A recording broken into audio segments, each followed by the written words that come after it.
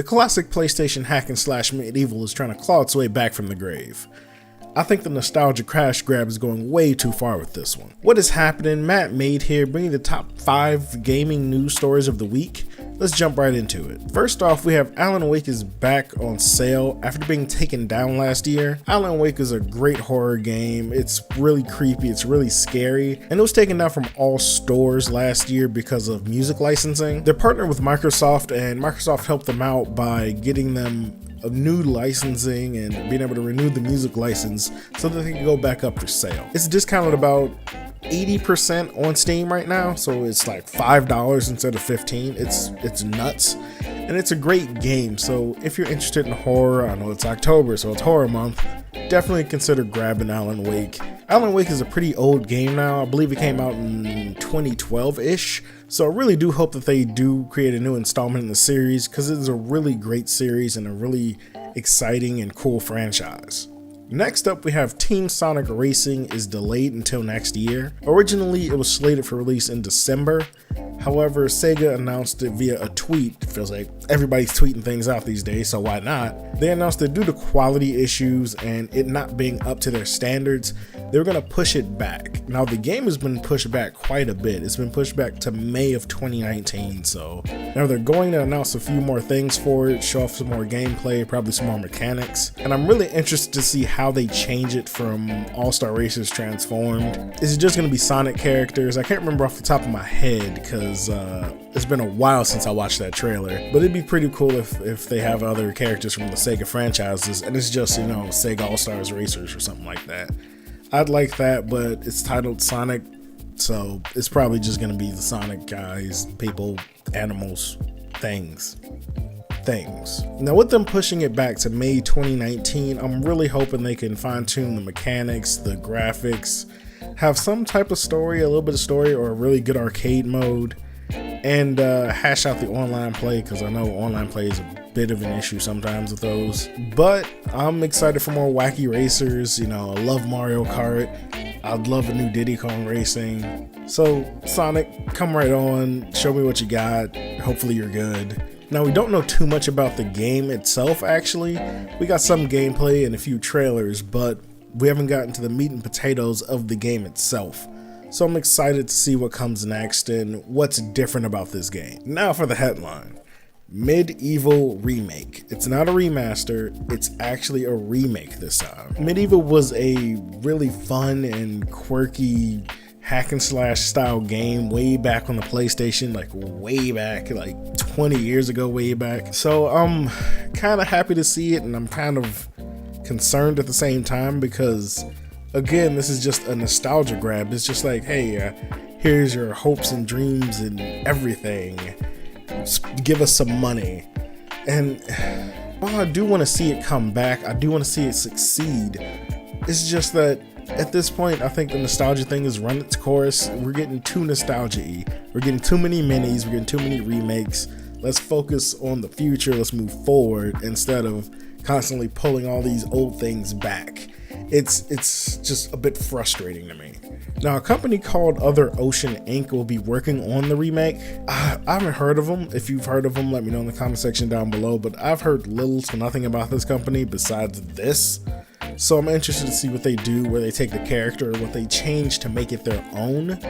And I'll be waiting with bated breaths on any type of releases or gameplay or news on this. Now on PlayStation's blog podcast thing they have going, they announced that they will be dropping a trailer on the 31st. So like Tuesday, I think, what Halloween is. So I want to see what it looks like. I'm ready to see it. I'm ready to feel it and ready to see how wacky and weird it is, because Medieval was always wacky and weird. Also, some of the talent that worked on the original will be coming back to work on the remake. So it'll actually have that nostalgic feel. And I slap my mic again. I can't stop slapping this mic, like for real. The original talent is coming back, so it'll really feel like it did all those years ago. So even it'll tickle your nostalgia even more to make you want to play and buy this game. Hopefully with this, this is the last remake we get, because there's not a lot of need for more remakes. We have them. All right, we got Spyro, we got Crash, we got Medieval. I can't remember his name coming back. What's next? Ghosts and Goblins? No, we don't need this. I want to see what's next. I don't want to relive the past. However, as we all know, nostalgia sells, so they're definitely gonna just sell it. Like, here's whatever you want, just give us money. It's unfortunate. Next up, we have more Switch news. Yeah. I bet you guys are tired of the Switch news. Never gonna happen. Never gonna stop. 3 Resident Evil titles are coming to the Nintendo Switch next year. Now, the titles that are coming are the original Resident Evil, Resident Evil 0, and Resident Evil 4, which I know a lot of people are gonna jump on that Resident Evil 4 train and be like, Leon, action, wackiness, because that game was really weird.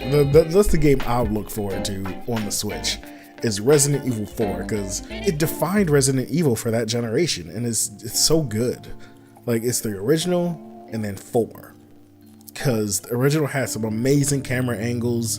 The tank controls were wonky, but if it's like they did with the remaster for it, it's gonna be great.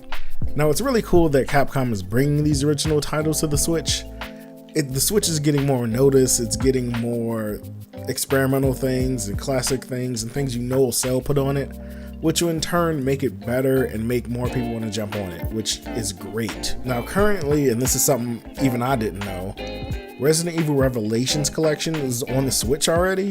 So if you like the Revelations Collection, you can just hop on Switch and play it on the go. You can get scared on the go. You can freak out on the bus or a train, which I'm not gonna play it because that would be me. I'd be that guy. Now, aside from that, I would really like to see the Resident Evil 7 cloud version be released outside of Japan. I think cloud gaming is really interesting technology, and Japan has been doing it for a bit now with the Switch on a few games. So I'd like to see if the rest of the world and the West can get that down and really improve on that technology. Now, the last story we have today is that PSN Name Changes are having issues. Those who have gotten access to the beta also received an email with a list of things that could go wrong with the name changes. And I mean, the list is literally this big. It is a massive list of things. A few of the things are that name changes can affect save data and access to your games. On top of which, some games won't function correctly in certain sections like online or offline or your DLC. So it really breaks a lot of things. Like, Sony has embedded the online ID system a bit too deeply into their infrastructure, and them trying to pull it out and change things and put things back in is just patchwork at this point. It's just, hey, you change your name and now you can't play online. Hey, you change your name and now you can't play this game you just bought. It's really weird, and I don't know how they exactly implemented the system, but someone messed up deciding that, hey, no one's ever gonna change their PSN ID, right? It's a terrible idea. That was a terrible strategy for Sony to do. Don't know why they did it, don't know how they did it, but they did it, and now we have to deal with it. Now, another reason I'm concerned about this and why I feel it's important is because mass name changes could break a lot of things. Say you have something on the leaderboards, or a bunch of people have stuff on leaderboards, and their PSN name was Edgelord Kid 1234 or Death Incarnate 73, and you're like 30 now. So you want to change that, and you have 10 or 15 people who do that. What's it gonna break? What's gonna change? How is this implementation gonna go smoothly? It's absolutely not. It's gonna be like, hey, our bad, things are gonna be broke for like 3 weeks. They really messed up, and I hope that they can fix this before the actual rollout happens. But those are the top 5 news stories in gaming this week that I found interesting. Let me know your thoughts in the comment section down below. This is a conversation, and I love talking to you all and hearing your opinions. And don't forget, if you're a fan of gaming, consider striking that subscribe button and hitting the bell. This is Mattmade, and I will see you next week.